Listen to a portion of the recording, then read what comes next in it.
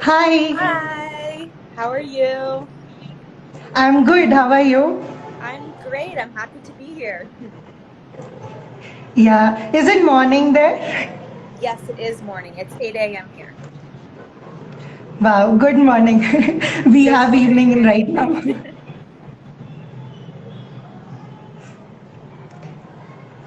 We have Light Skinny joined us. We have Regan. We have Raful. I hope that's the correct name because I can just see your usernames. Hi, So, hi everyone. everybody. We have Darren ma'am today for as guest, and I think let's begin with our interview. Okay, let's begin with a small introduction. Like, I would love to know if you could tell us a bit about you, what do you do, and which hobby are you engaged with? Yeah, absolutely. So I'm Darian. Right now, I'm in Washington, D.C., which is where I work. I am a freelance videographer. So I call myself like a documentary filmmaker.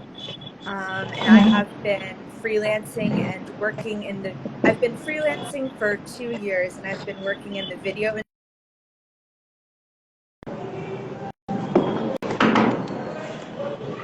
Awesome. Thank you so much for sharing that. And I think that would have given insight to people about you and little bit about you. Let's now deep dive into your journey. Like, how did your all your journey began? Yeah, sure. So I've been in Washington, D.C. my whole life, and I've basically been interested in video my entire life. When I was a baby, my mom had one of those old cameras, and she loved to take videos of me on it. And so I was raised basically with a camera. And by the time I was old enough to start walking and talking, you could see videos of me. Mom, let me hold the camera. So then I started making pretty bad videos because I was little. And then I got a camera for Christmas when I was maybe around 10 years old, just like a little camera. And I started making super embarrassing videos with my friends, like music videos, things that, like TikTok today. And I'm really glad I didn't have any social media. And now nobody can see those videos. And then I went to college and I actually studied nonprofit work, like global studies, because I really was interested in making a change in the world. I wanted to travel and to hear people's stories, and I didn't yet know that it was possible to make a career in video or photo. I thought that would just be my hobby.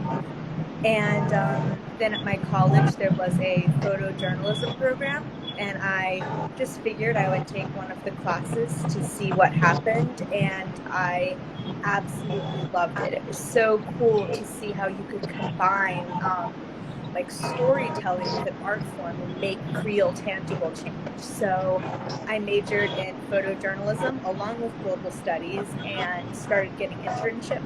And yeah, that's all. Lovely. That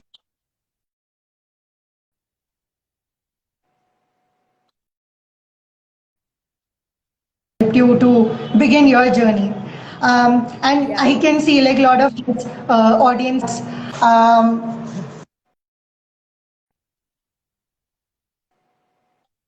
we appreciate and you can resonate with us by using all the features like hearts, and you can also tell us your questions, ask us your question, and we will surely take it up. I'll move to the next question. What were some of the challenges that you overcame, and what were some of the highlights and achievement in your whole journey of videography? I think this industry has so many highs and lows. It's really rewarding. I was thinking about this question yesterday because how do I boil it down to just a few key points? And I think when you're in this space as an artist, you're putting yourself out there. You are being your most vulnerable self, and people will love it or hate it. And I think that's something you need to accept and be able to like separate the art that you value and like the art that people are paying you to do. Like, don't let, I don't know, if this becomes your career, like, don't let the money or like people who are hiring you like dictate your own like self-worth and the value that you put on your own art. And I'd also say, kind of leading into that also, is like work-life balance. Like me as a freelancer, art is my entire life. It's hard to find the time to say, like, stop. You need to not think about work anymore. You need to stop creating. But when you're doing what you love as a career, it's I mean, the best thing in the world, but it's hard to find that space. So I think it's totally important for you to give yourself that time and that space, and be patient with yourself if you don't strike that balance right away. But I think that's totally something that you need to be conscious of as an artist. Yeah. So those are challenges. Achievements, I would say, earlier this year I started my own small business, and that's just been really exciting to grow. And as certain applications push forward, and I think it's just been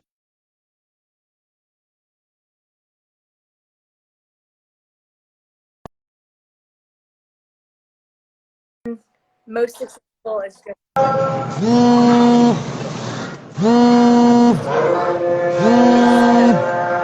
with the story, and they're so old. So yeah. Lovely. Thank you so much for sharing that. And I see how audience is resonating with you, and they are completely agreeing, and they have started asking question also. So yeah, thank you so much audience for doing that, and can surely again use features like hearts and comments and share us your thoughts. And Darren ma'am is here to listen to them. So now I have a question. Like you were trying to share some learnings also. So I wanted you to share some learnings that you have from your journey. What were your some major learnings? I think one major lesson is to just be really confident in this industry. As an artist, you have to be your biggest self advocate. So, like, even if nobody else is sort of paying attention to what you're doing at the moment, like really loving what you're creating, you need to just like be self-confident and creating and keep advocating for yourself and making those connections, and eventually people will start to notice your work. Like, about all these famous artists, like a lot of them died before their work was recognized. So you just need to like keep pushing, like don't be discouraged. And on top of that, I think slow work is really important. Like for me, sometimes I'm like, I just like want to get something done. I want to do it, and I don't think in the process. And I think it's really important to sit down with yourself and ask, like, what sort of artist do you want to be? And I don't mean that I want to be a painter, I want to be a photographer. I mean, like, what are your values? What sort of impact do you want to have? And I think just sort of like defining that, like your style and your impact before you go into this industry is really important, because it's very easy to get swept up in what other people want you to do and totally lose sight of your original goals. And beyond that, like, there's a lot of like gray areas when it comes to like ethics and values, and it's really important that you set your own boundaries there and sort of decide what stories or like what art you are and are not comfortable doing. So I think those would be my biggest biggest lessons. Lovely, and I really love the point where you shared that how some people just get recognized when they are died, and it's so hard work and so much of confidence that goes in, and that's really a lovely learning for all of us. I'll move to the next question. I would love to ask you, what are some things you hope that you would have known before starting your whole journey, and maybe some tips that you would like to share with our interns? Yeah, totally. That's a really good question. I think, like I said in the last question, I move way too quickly. I need to slow down, and I think that's definitely one big tip for everyone, is like, you have so much time. Like, please, please, please be patient with yourself and with this industry, because it's like it can be really brutal. So be patient. I think some advice that somebody once gave me is like, why are you if your goals are like a mountain, the fun part is the journey up. Like, enjoy the views, enjoy like the awkward growth and the lessons and like the stumbles along the way. Because once you get to the top, it's going to be amazing, but you want to be able to like look down and see all of your achievements. And you know, it's like, from there, where else do you go? Like, the entire career should be like constantly like learning and growing. You shouldn't just like be at the top and be like, yep, I'm done now, because that's so boring. So definitely just enjoy the climb, enjoy every single lesson that you learn. Imposter syndrome is like real and always will be real. Like, I still feel like I have absolutely no idea what I'm doing, and people will come to me with an assignment, and in my head I'm like, oh my gosh, I'm not qualified to do that. But like, you are, and you just need to know that. I've talked to people who are like so successful, like insanely famous, and they still are like, I don't know what I'm doing here. So nobody knows what they're doing. That's a good lesson. But we're all qualified to be here. I guess my final tip is reach out to other people who are in your industry and whose work you admire. I think it's a really good way to make connections and to further your career path and to get you places. And on top of that, everyone is so nice, and everyone sort of had the same start that we all have. So everyone is very, very willing to offer their time and their advice to help you out. So don't be afraid to like DM some person on Instagram who has like millions of followers. I'm sure they'd be like really happy to get your request, and you might need to be a little bit persistent, but it's definitely helped me out. So those are some of my tips, I think. Lovely. Those are really helpful, and surely maybe I'm also a videographer. Like, I was also working at Pencilbricks as a videographer intern few days back, and this all learnings are surely gonna help me as well into my journey. And let's see how my journey goes. We have few people in the audience who are asking us question, and they're also joining us. I would love to tell you guys that we will take up all the question as soon as the interview is done. We will take those questions. So don't worry. Stay tuned till the end. And here we have Puran Singh, who is saying, it is so good to hear your journey. You are inspiring me a lot. I'm so glad to hear it. Lovely. So I would like to move to next question, which is, what do you think? What are some career options that are available for videographers? Oh my goodness, there are so many career options right now in the video world. I think it's such a good industry to be in right now. There's a lot of work. It's hard to get into at first, but once you're there, you're going to be like overwhelmed with the amount of work, because right now everyone wants to have an online presence. Every person, every business.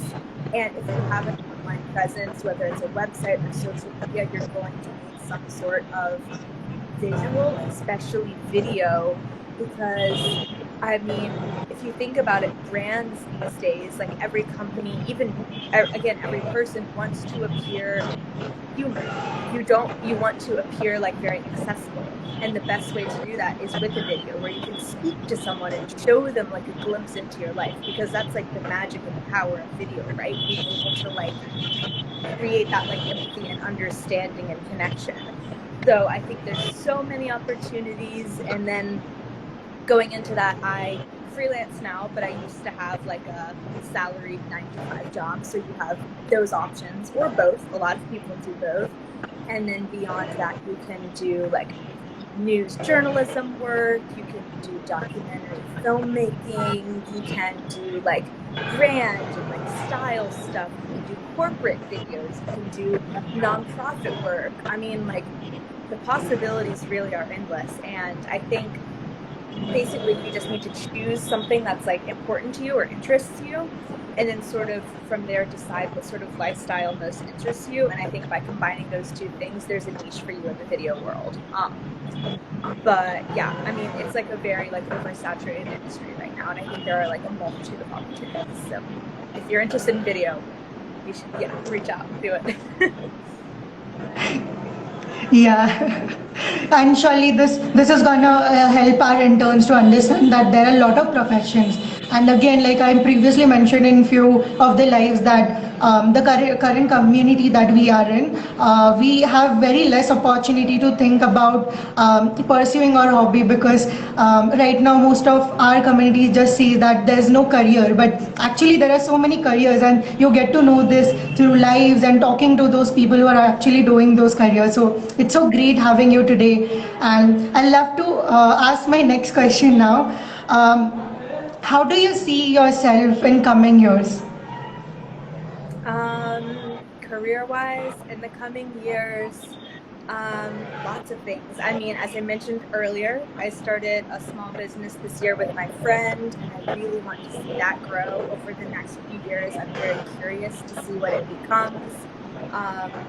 We just want to build an audience there and be able to fully engage with them and create change through this business.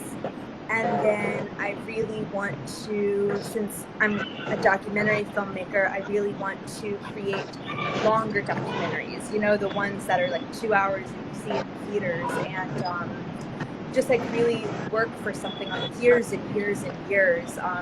And one project that I've been slowly working on is about indigenous land rights in Argentina. That's sort of like my passion, and I've sort of put that project on hold this year, but I would love to get started on that again, and maybe in the next 5 years see that come to fruition and see the final result.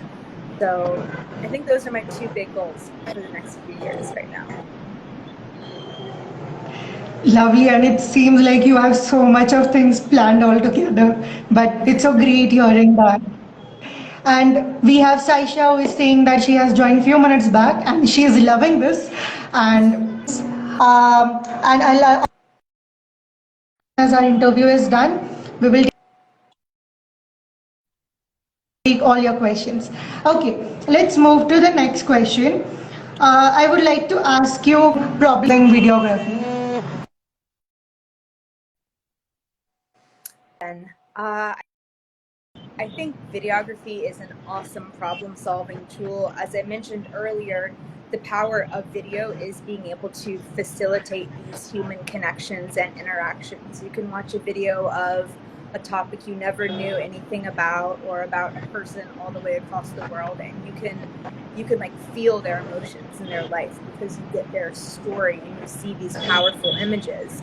So I think it definitely creates like cultural understanding, which is like super important in this time, and it definitely, I think, like bridges a lot of gaps. And beyond that, I think yeah, I think just like video helps like elicits like emotions and understandings that maybe people wouldn't have come to if they hadn't seen a video. I think it's a great way to introduce people to new topics and new perspectives, and just like allow people to see the world in a different light. And I think videos also go beyond just like when you're watching something, you feel that emotion, because then you go home and you think about it and you talk to your friends about it, and it really facilitates conversations, which I think can lead to real change, like someone donating or someone writing a letter to their like local government official, or having a conversation with a family member, or reaching out to a friend. I think, yeah, there's just like, there's the power of the video itself, but then video, I think, encourages people to go beyond and take the emotion that they felt from the video and make real change and have a real impact. So that's what I believe in video, the power of video. Amazing, and I can surely understand how, like you said, I can surely resonate with it. Ki we watch some videos and then we go home and then ask some questions or talk about it. Like it's just raising those conversation, and it surely helps a lot of the topics that we currently have. Just showing it through videos, and then people can talk about it at least. So yeah, that's gonna change. You know, that can help us change the world and bring something good. And Saisha is saying she totally agrees with you, and again she's asking so many questions. um, let's go to the next question. What do you think when we say that artists can solve problems? I totally agree with that statement. I think we need artists in this world to make real change. I think we as artists see the world in a different light, and we have empathy that allows us to, again, like elicit emotions from people and like bridge these gaps. I think with art, there's access, you know, like there's not like crazy convoluted language that we don't quite understand. Whereas in like in other fields and other, you know, worlds, we may not like totally understand what's happening. But with art, I just feel like everyone can look at a painting or a video or a photo and feel certain emotions. So I think art sort of brings everyone down to the same level or up to the same level, and just like allows people to feel the same thing and have those same understandings and those emotions. I mean, just like think about a time you walked into like a museum or saw like on the internet a certain photograph and just like made you feel something or made you want to learn more. Like I can think of countless times where I just saw a single image or or like listen to a song, anything. Like I just think there's so much power there, and there's not a single person who hasn't been touched by that power in some form. So I think art is so important when it comes to solving world problems and creating understanding. Yeah, and Rasika is saying exactly, she's also resonating with you, and I am still synthesizing that deep thought that you put in. And yeah, let's move to the next question. It is about, what do you think about problem solving, an essential skill for our current youth? I think problem solving is going to be, already is, and is going to continue to be a really important skill to have. I think this generation of youth right now is already, you know, like leading the way, already like using problem solving. I mean, if you just think about like the youth-led climate movement, or like on TikTok and Twitter, all of like the social movements that have been started there, that's all been led by young people. We are thinking of new ways to make change and get things done and use problem solving. And I think our future is going to be very interesting. We are going to be faced with a lot of phenomenons, you know, increased globalization, migration, climate change, like multiculturalism, and all of these things. We are going to need like discussions and problem solving and creative ways to make sure that things run smoothly and that we can have the best future possible. So I think it's already a very essential skill, and it's going to continue to be one of the most important ones in the next 100 years or so. Totally. And my next question is coming totally from my heart, actually. Like, how do you assess your like artifact the video that you create? What parameters do you look after? I love this question. Yeah, it's so interesting. Like, how do you assess your own work? And it goes back to, you know, like making sure that you have like internal value for your work too, and it's not just like external value, like how much money you're getting for your work, or how many likes you get on a photo, or, you know, like who's paying for that work, who's seeing that work. But like at the end of the day, it should just be about like quiet work and what you think about what you've created. So I think that's like super important at the end of the day. Like you need to be proud of what you've created. How I actually assess my work is, I mean, often we kind of get lost in our own heads and in our own creative process. So I tell myself to take a step back if I feel like I'm getting lost, and I take a few days, I get my mind off of things, and then I find coming back to my work really helps. And I often come back to it and I'm like, this is great. This is awesome. Why did I think this was like bad? So I would give that advice. I also assess my work by showing it to my peers or teachers, friends, mentors, who maybe haven't been close to the situation, but know my work and can give advice if I need it. And then, of course, at the end of the day, I want to see how my work is being received by an audience, if it's creating real change in conversations. Of course, you want to see your work make an impact, right? I think that's, you know, like that's such a great feeling when you see that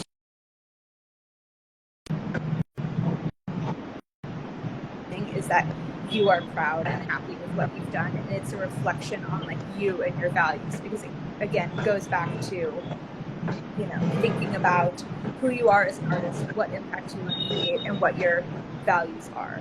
So if your art is aligning with your values and how you want to be perceived as an artist, then I think you've done a good job, and you can call that a successful, I don't know, a success. Yeah. Yeah, lovely, lovely, and that's surely gonna help me also. And again, like the last statement that just you said, that how does that work that you have created is received by the audience, and the work that like how is it creating that impact, right? That's very important, and that surely makes your day when someone just sees that it's like when we see that it's actually creating a change and impact in the society.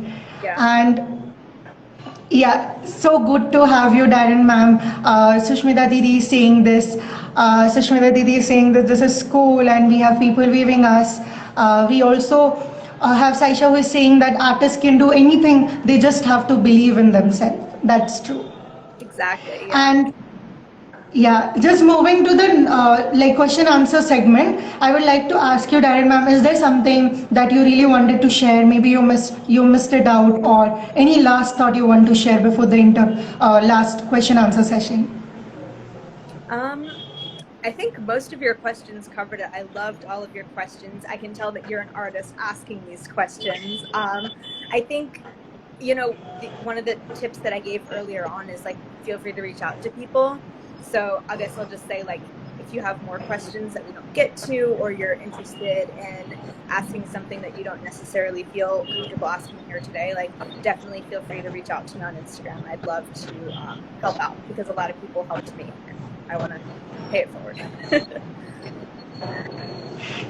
That's so sweet of you that you're opening up that space. Thank you so much. And again, like you shared, one of your learnings that time, that you need to build that connection, and we have Darren ma'am to build that connection. You may start with Darren ma'am, and just listening to her experiences and taking help of her. And yeah, let's begin with all the questions that are coming up. So we have first question from Vibha. She is asking, do you sometimes need motivation to work? Yes, absolutely. I definitely need motivation, because, you know, when art is your entire career, sometimes, you know, creating over and over again, especially if it's just for clients or for money, you lose that like internal motivation, you know, because you just have these external factors. So there's definitely times where I need to take a reset, and I need to be like, okay, what is motivating me? What is inspiring me right now? Maybe I say no to a job and instead focus on, I don't know, a picture I've been wanting to create for a while, or a video that's been in the back of my mind. But it's definitely really easy to get burnt out, which is why it's, you know, really important to take time for yourself and to slow down. Yes, I struggle with motivation all the time. So true, and so thank you so much for being so honest and sharing out that. And like people are resonating with you again. And yeah, let's see the next question. Vibha again is asking you, who is your inspiration? Ooh, that's so hard. I have so many inspirations. I mean, I personally really want to get more into the space of conservation and climate change video storytelling. So, I mean, there's lots of documentary filmmakers who have spent years and years working on a topic, and have just like created massive change, and are now sort of an expert on one aspect of like conservation, or like they know a lot about like a certain part of the world or a certain animal. So I think anyone who's like that, I fully stalked and admire, and am very inspired by. That's my inspiration. Lovely. I'll surely check them out today. The next question we have from Puran Singh. What do you love about your profession? Ooh. I love so many things about my profession. I love that I get to meet new people all the time. I'm very social. I love to talk to people and hear their stories. And with a camera, you kind of like get this secret permission to be inside someone's home, to share tea or to share lunch with them, and to ask them things that you otherwise wouldn't ask a stranger, you know? Like you really get to know like their heart and their soul and like their deepest, darkest like secrets and desires. And in exchange, I get to give that back to them. So it's awesome that within like 1 or 2 days of being in someone's life, I get to know them so well. On top of that, I get to travel and see new places, which is really exciting. I love to travel, and I mean, again, just like seeing the change that your work can create, something that you worked so hard on, and you're sort of wondering, will anyone see this? Will anyone like this? And then there's like an amazing reaction, and people are starting conversations and you resonate with your work, and you see that, like, I don't know, the cause that you were talking about in your video is being like donated to, or it's like there's a hashtag trending on Twitter, things like that. It's just like, yeah, it's really rewarding. Surely. And we have Sushmita Didi's question. She is asking, what is the best platform for videographers to present or get their work published other than YouTube? Like a social media platform, do you think? Sorry. Like social media, probably. Like, is that the question? Like, maybe Vimeo. I think Vimeo is a little bit better than YouTube, because there you can self-publish, you can embed the links. If somebody's interested in having your work, they can embed the link somewhere. I mean, now video is definitely becoming more popular with like Instagram Reels and TikToks. So if you want to create short videos or even like a little teaser and say like click the link to like see the full video, I think that's a really, really good way to get your work shown. YouTube is also definitely great. But yeah, I definitely think your own social media, because then, you know, like the whole concept of social media is like sharing and liking. So it just automatically creates that engagement and like triples the audience that you would have otherwise. So yeah. Cool. And I'll surely check out what Vimeo is like. I am totally new to it. And I Oh think yeah. people will also find it. And we have next question from Saisha. She is asking, do you feel stressed about success culture? Yes, absolutely. It's a really tough industry to be in, and you have to have thick skin, because it's okay, it's so weird because it's very like cutthroat, and you know, like the grind never stops. Like you have to constantly be working and networking, and but at the same time, everyone is so giving and like sweet and generous. So there's like that duality. But I mean, everyone is comparing themselves to each other in this industry. That's just the reality, because we're all artists and we admire each other's work. But at the same time, it's like, they got published there. Like, why wasn't I published there? And like, it's so easy to get stressed out. But like I said, at the end of the day, you just need to like focus on like you and your work, and you're going to have way more success when like you have your blinders on and you're just kind of like focused on like you and your goals and your values. And of course, like draw inspiration from other people and draw that motivation, and reach out to them. If you see that someone did something that you want to do, be like, how did you do that? I think that's like a very fair question to ask, and one that I ask all the time. But it definitely stresses me out, but I try to turn that stress into motivation. True. And I would love to thank Saisha today for asking that question, because we again got few more tips to our list and we are going to follow those tips again. So thank you, Saisha, for asking. And Sushmita Didi is also saying thank you for answering the previous question about Vimeo, where she will check out that. And we have the next question where she is asking, what what are the things that you don't like being a videographer? The heavy equipment. I don't like how heavy everything is. That's my number one thing. I'm very small and I have weak hands and a weak back, and the equipment is so heavy And so I really don't like that. And it's also hard when you're walking around with big equipment and you're trying to tell someone, like, pretend I'm not here, or like, tell me something really close to your heart, but pretend I'm not here, or like, pretend I'm not on camera, and you're holding this like massive thing. So I think the clunkiness of it all is hard, because I work with photographers a lot, and they'll just have, like, you know, their smaller camera, and I'm here with like audio equipment and like 2 different cameras and a microphone, and I'm like, I'm always so awkward. So I really don't like that. On top of that, I mean, there's just so much to love. I mean, again, like, the stress of the success culture, and like, I think, you know, for the rest of my life will struggle with like not comparing myself to people, and that's just something we're all going to do as artists. But I think every industry has their little caveat, and that's my industry's. Yeah, true. Thank you so much for sharing, ma'am. Oh my God, Saisha has another question. Thank you so much, Saisha, for coming up with such great questions.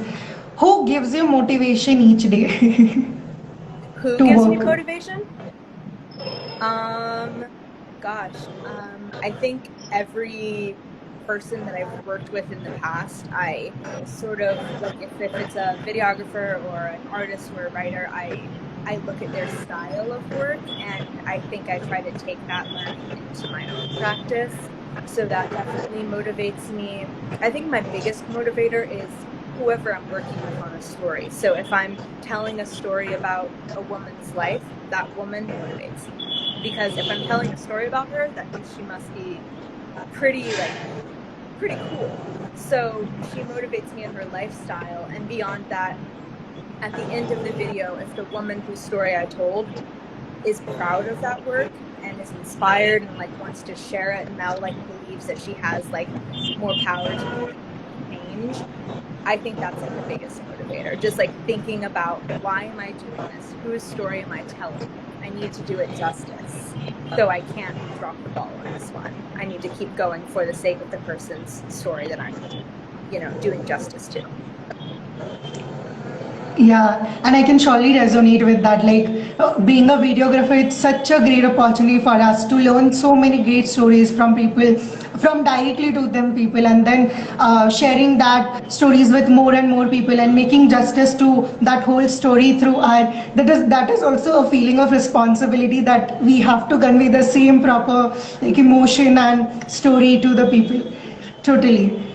And I think here we are, where all the questions are answered and mine question are also answered. So I would love to thank you for taking out time, coming today and answering our questions and inspiring our interns, and those interns who are still not able to join us, maybe due to some or other issue, they would able to see this video again through YouTube and recording. So again, you are gonna meet them again very soon through recordings.